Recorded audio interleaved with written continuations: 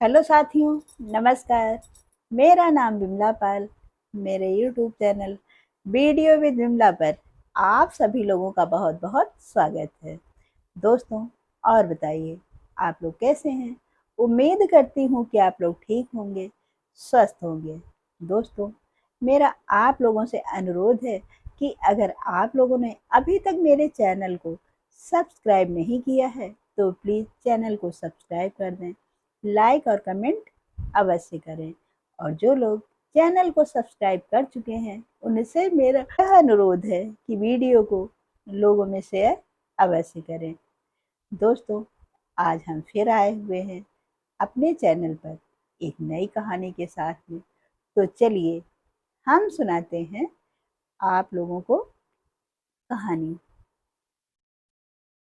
दीप नाम का एक लड़का था जिसके बाबा जी भेड़ चराते थे। दीप भी अपने बाबा के साथ भेड़ चराने के लिए जाया करता था। एक दिन की बात है, उसके बाबा भेड़ चराने नहीं गए थे, जिसके कारण दीप को अपनी भेड़ों को लेकर के जंगल में चराने के लिए अकेले ही जाना पड़ा। दीप भेड़ों को जंगल में चरा करके जब शाम हो गई तब वापस लेकर के आ रहा था। तभी उसको यह लगा कि शाम हो गई है और कहीं ऐसा न हो कि कोई भेड़िया छुप करके आए और उसकी भेड़ को उठा ले जाए, जिसके कारण वह जल्दी जल्दी अपनी भेड़ों को लेकर के घर की तरफ आ रहा था। अभी वह कुछ ही दूर चला था कि अचानक से उसको एक भेड़िया दिखाई दे गया। भेड़िया को देखते ही दीप यह समझ गया कि वह भेड़िया उसकी भेड़ों को उठाने के लिए आया है। उसने जल्दी से अपना डंडा उठाया और डंडा लेकर के भेड़िया को दौड़ा लिया। भेड़िया भी बहुत चालाक था। जैसे ही दीप ने डंडा उठाकर भेड़िया को भगाने की कोशिश की, भेड़िया तुरंत जल्दी से जाकर के जंगल में छुप गया। उसके बाद दीप फिर वापस आया और अपनी भेड़ों को तेज रफ्तार से भगाते हुए अपने घर की तरफ लेकर जाने लगा। तभी दीप की नजर पड़ती है कि उसकी भेड़ों में से एक भेड़ कम है। यह देख करके दीप यह समझ गया कि लगता है भेड़िया फिर दोबारा आ करके उसकी एक भेड़ उठा ले गया है। दीप ने तुरंत अपना डंडा उठाया और जल्दी से जा करके जंगल में घुस गया। वह इधर उधर भेड़िया को ढूंढने लगा। तभी एक कोने में उसको वह भेड़िया मिल गया।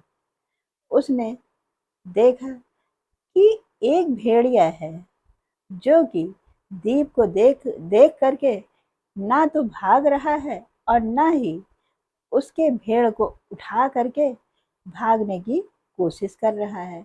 वह चुपचाप वहां पर बैठा हुआ है और वह भूखा भी है। उसको अपनी भूख मिटाने के लिए वह भेड़ को लेकर भाग नहीं पा रहा है, जबकि उस भेड़ का सिर्फ खून ही पीना चाह रहा है। उस दीप ने देखा तो उस भेड़िया के पैर में चोट लगी हुई थी। दीप ने जल्दी जल्दी अपने डंडे की मदद से उस भेड़िया को अपनी भेड़ को छुड़ा लिया और उसके बाद उस भेड़िया का इलाज किया। इलाज करने के बाद में उसको अपने साथ अपने घर ले आया और उसके पैर की मरहम पट्टी डेली करने लगा। अब वह भेड़िया भेड़िया नहीं रहा, जबकि देखा जाए तो दीप का दोस्त बन गया था। अब वह प्रतिदिन दीप के साथ ही रहता। जब वह भेड़िया पूर्ण रूप से ठीक हो गया, तब दीप उस भेड़िया को ले जा करके जंगल में फिर से छोड़ आया। पर वह जब कभी भी अपनी भेड़ों को ले करके जंगल जाता, तब उस भेड़िया से दीप की मुलाकात अवश्य हो जाती थी। पर अब वह भेड़िया कभी भी दीप की भेड़ों को कोई नुकसान नहीं पहुंचाता था। एक दिन की बात है, दीप के गांव में और भी लोगों के पास भेड़ और बकरियां थी। किसी ने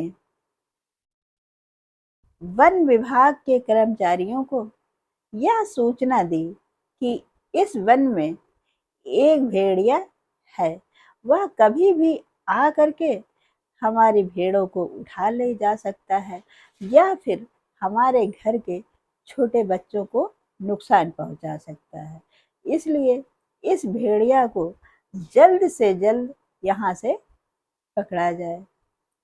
अब जब टीम आती है भेड़िया को पकड़ने के लिए, तभी दीप को इस बात की खबर पता चल जाती है कि गांव के लोगों ने भेड़िया को पकड़वाने के लिए कह रखा है। इतना सुनते ही दीप अपने गांव गया और वहां जाकर लोगों से यह कहने लगा कि आप लोग प्लीज भेड़िया को मत पकड़वाइए। वह भेड़िया कभी भी ना तो आपकी भेड़ों का और ना ही आपके परिवार के बच्चों का कभी भी किसी का नुकसान नहीं करेगा। आप लोग मेरी बात मानिए तो भेड़ को मत पकड़वाइए। दीप की बात गांव वाले मान जाते हैं और भेड़िया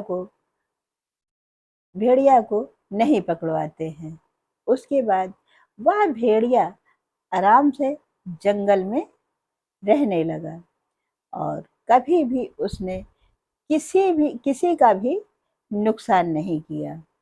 दोस्तों, यह रही छोटी सी कहानी। इस कहानी से हमें यह सीख मिलती है कि जानवर में भी समझदारी होती है, पर अगर हम उनको प्यार से उनका ध्यान रखें तो वह कभी भी हमारा नुकसान नहीं कर सकते हैं। इसलिए हमें अपने परिवार के साथ साथ हमारे आसपास जो भी जानवर है, अगर उनको कोई तकलीफ हो तो हमें अवश्य उनकी मदद करनी चाहिए। दोस्तों, यह रही कहानी। अब हम फिर मिलते हैं आप लोगों से अपनी अगली वीडियो में। तब तक के लिए नमस्कार। जय हिंद, जय भारत।